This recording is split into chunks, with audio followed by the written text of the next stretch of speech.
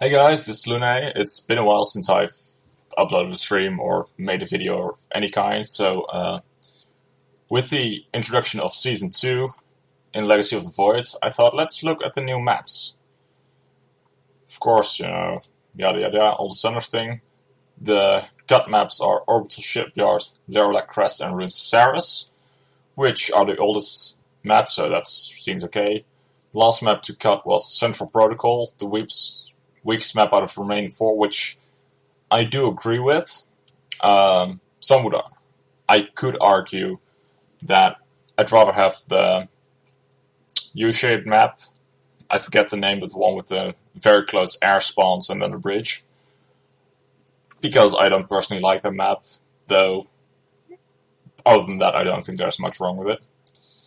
So let's talk about the new features of each map going into 1v1. Frozen Temple. Map layouts discussed with the community a couple of months ago. Map features. This map features an easily defended main attack path, which is this one through the middle with quite small ramps, so that's that's obvious. Small ramp down center, as it's said here. Once taken care of, the main venue of attack will be farther ground paths. We're hoping to see a good mix of professional positional play around the center of the map, as well as mobile air units being a bit ineffective. What's that? I can't read for shit, so. As well as mobile or air units being a bit more effective in utilizing the far paths. Oh, English. You're not my primary language. Well, so you have just a standard two-player map with large stretches of rock. I'm wondering if these are just one destructible rock path, or if it's consisted of two. Which I think making it consistent of two gives some interesting ideas of making a path open, but still a choke, so you can sneak past things and all that kind of thing.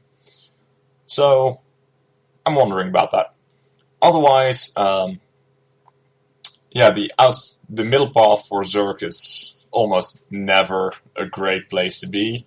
So you want to counterattack through the side paths and very quickly open these up. And other than that, it looks pretty standard. You got main base, natural, third, fourth. I think you would take here, but you do have the low ground, or you could take the fourth here, which opens up this path. I think this fourth would be easiest to take, and then expand in this direction, taking this as your final base.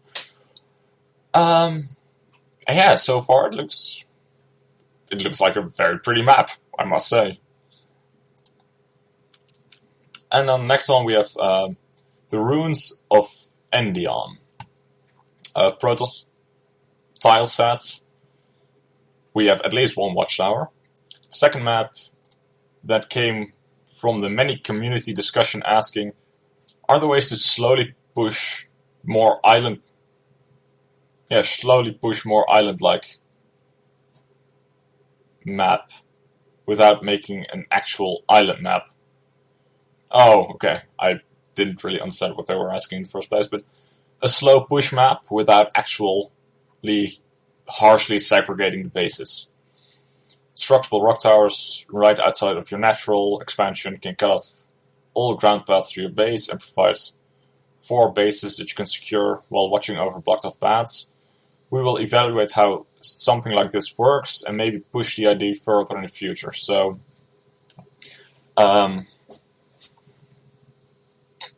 you can destroy these rocks here to close yourself in with 4 bases.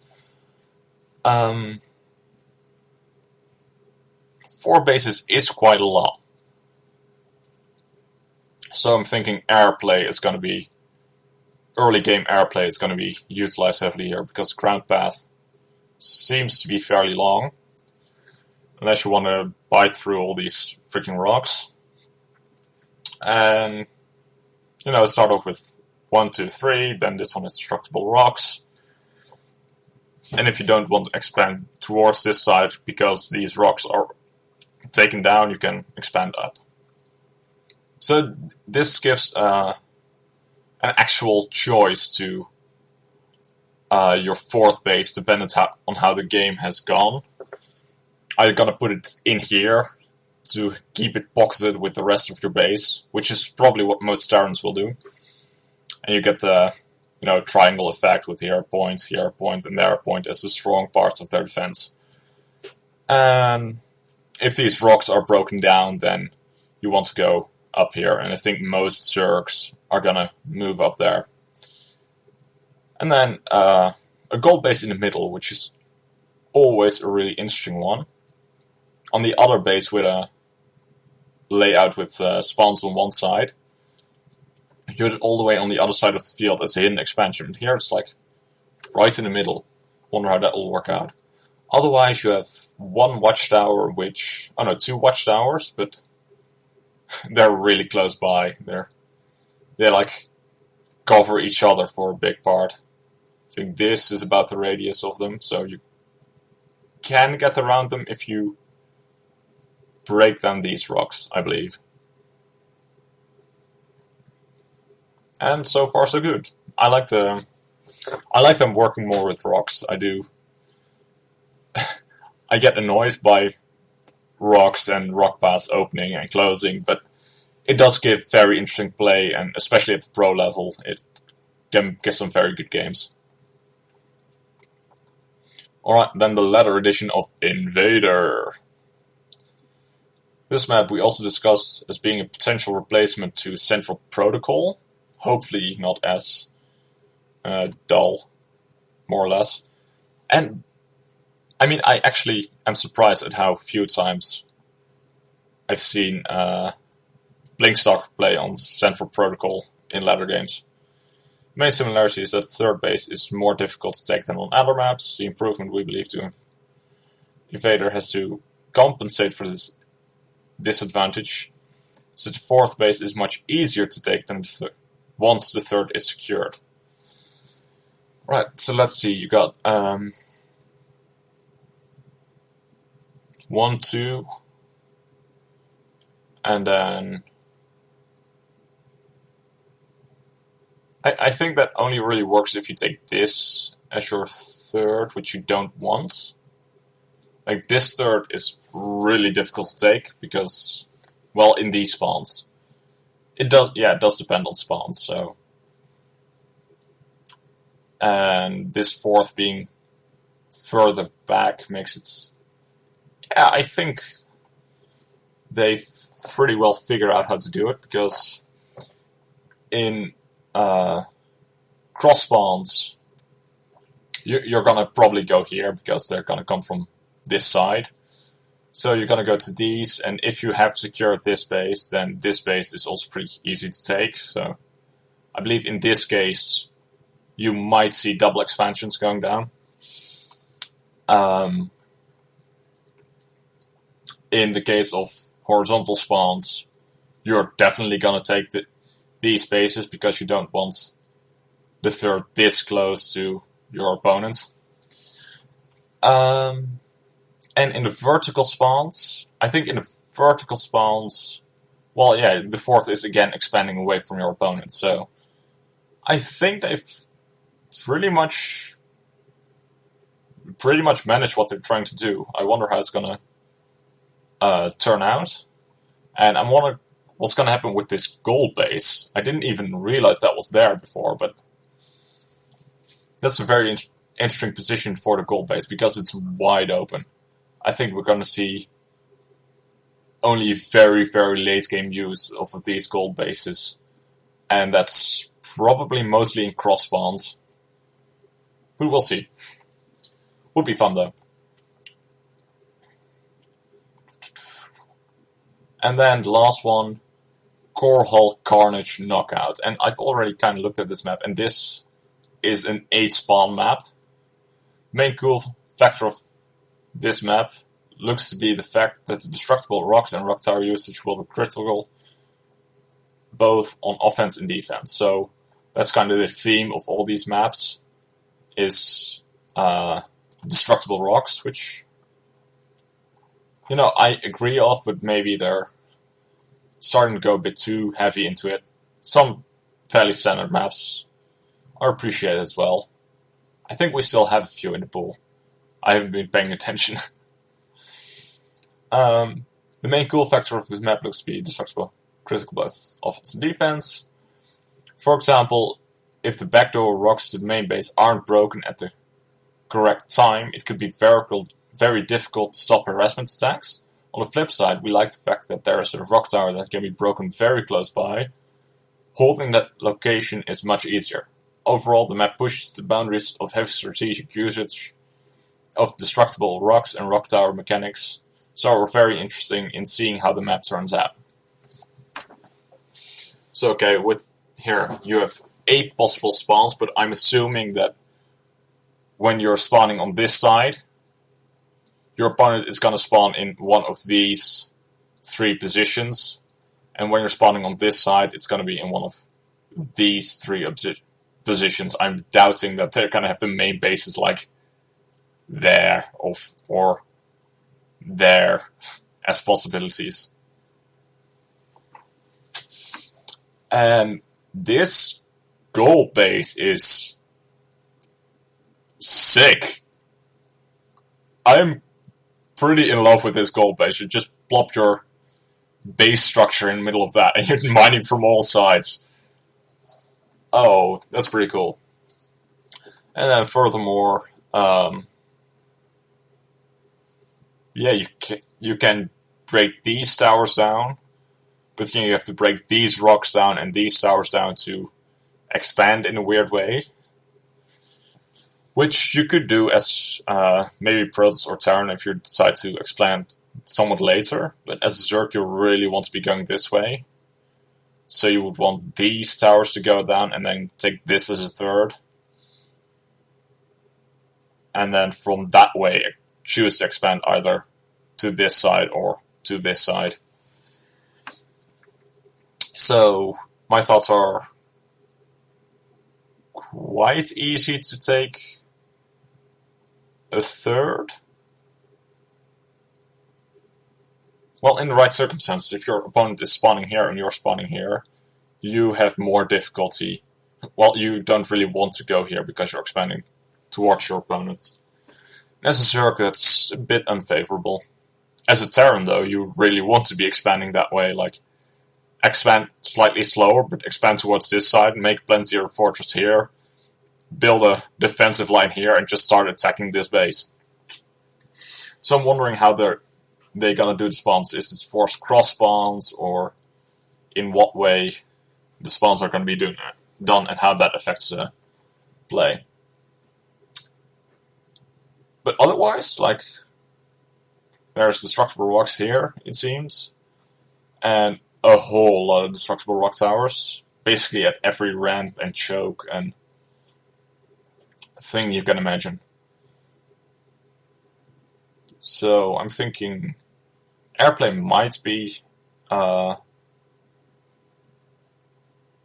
seen often in the start of this map, and again dependent on how the spawn locations are, we're gonna see what people are gonna do with the bases, if they're gonna break these rocks to take this base, if they're gonna be able to take these bases at all. And as I said, as a Terran, if your opponent spawns here, you're spawn here, you might even want to take this base, plop a planetary fortress down and use that as an offensive position.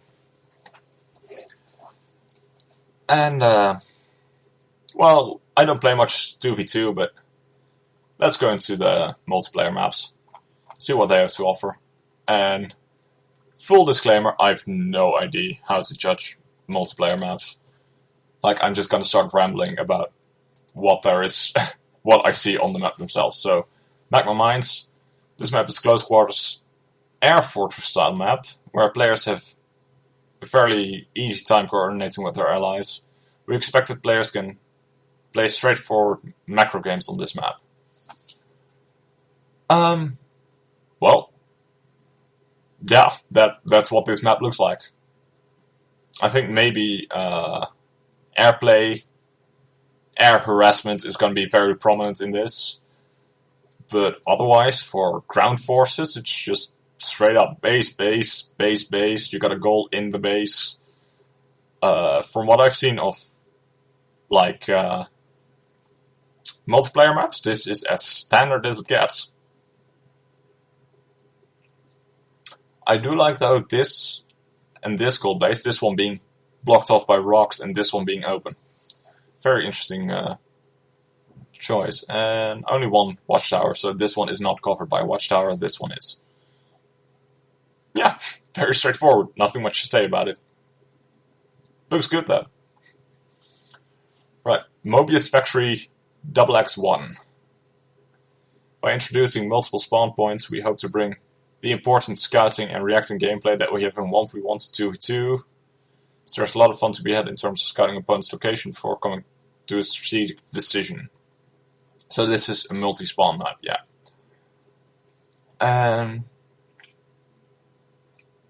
Again, I would think that horizontal and cross spawns are the only option, though of course you cannot be certain of it. 2 pocket expansions, but only 1 like high ground further expansion. So there's actually very few expansions on safe expansions on this map, because you very quickly start building towards your opponents if horizontal spawns are excluded from it, which they might not be even. But the ground, like the rush distance, is very short if you relatively short if you do that. And otherwise, not as much rocks and things that they did very much put into the 1v1 maps. Now onto 3v3. New Richmond. This is a map where all players start separated and more aggressive play will be rewarded. The center of the map is the main and only attack path, so getting control of that location will be important. We feel that we are a bit low on this type of map for 3v3, so we want to create a fun map that can fill this slot. So you have 1 ground attack path. It looks like it's basically King of the Hill. You get this watchtower, you get basically vision of all attack paths. But so you have the spawns very separated, so you can't, early game you can't really defend each other very much, so this does lend itself to coordinated rushes where you attack one guy to, eliminate one of them and make it a 2v3. But when it gets into that mid-game, late game, it's fortify this middle area and harass. It seems to be. Yeah, I think this still will be a very heavy rush map because of the separate locations. And probably this guy and this guy will have the roughest times. But when it, I don't know, maybe when it gets to the mid-game it starts being dull, because when you have the hill you have quite a big advantage. It's a harassment-based map, I think. The slaying fields. This map features one of the players gaining easy access to a high-yield base as a natural expansion, and other players have potential high-yield bases they can utilize. We hope to have a lot of interaction and engagement at these key locations. So let's see, again, separated. Well, not as separated. All bases lead out to one centralized location. So, they seem to be far apart, but you plop your army here in the middle, and you can cover basically all bases. Then the natural here as a high yield. This base here as a high yield. I think the guy spawning here will have the toughest time taking his high yield. because, well, it's wide open. And once this gets opened, it can also be attacked from here. Though that also means that this can be attacked from there. So this gives an interesting opening this up when you're, ahead in harassment. I think you would gain an extra advantage by having multiple harassment points rather than just this one. And then, of course, drops. I'm not sure if you can drop behind this. It looks like you could. Otherwise, again, a big main middle ground where the biggest engagements will probably happen. Or like, around these bases, like here and here. And then we go to 4v4.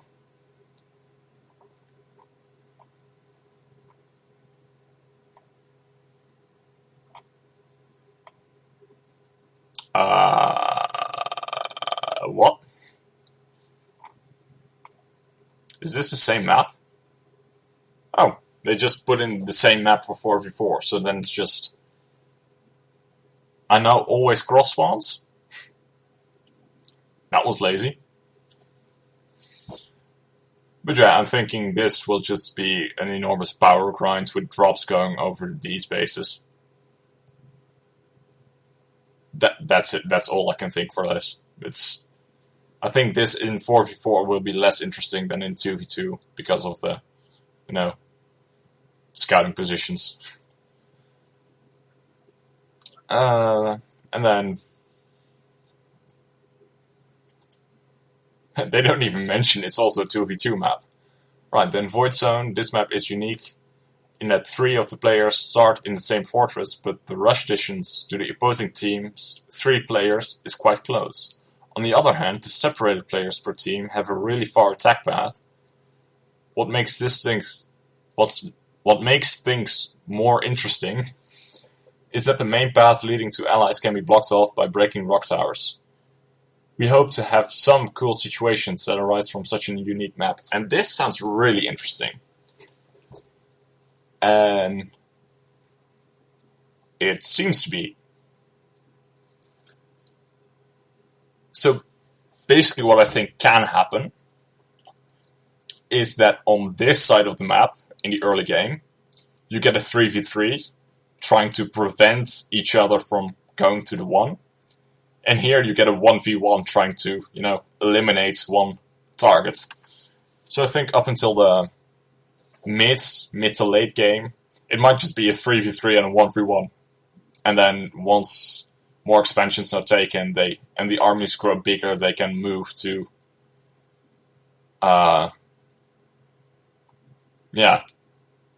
gather up their army in one space. What's also an interesting thing here is if the engagement leads here, this one can collapse in on them. Then again, this one can too. So it creates a lot of coordination in army movement, I think. Like, you got these 3 who have one big clump army that mostly attacks against these, and this more a smaller active force to, well, basically fight against this guy, but do drops and make quicker moves. I actually would want to play this map. This looks really, really cool. Well, and there you have it. Should keep Orbital and Dusk Towers at least. Maybe Orenda too. Well, yeah, I did like the maps, so we look forward to seeing what kind of unique strategies players are capable of on these new maps. Thank you for your time, and we'll see you on the ladder. And thank you for your time. And if I see you on the ladder, keep on laddering. Later, guys.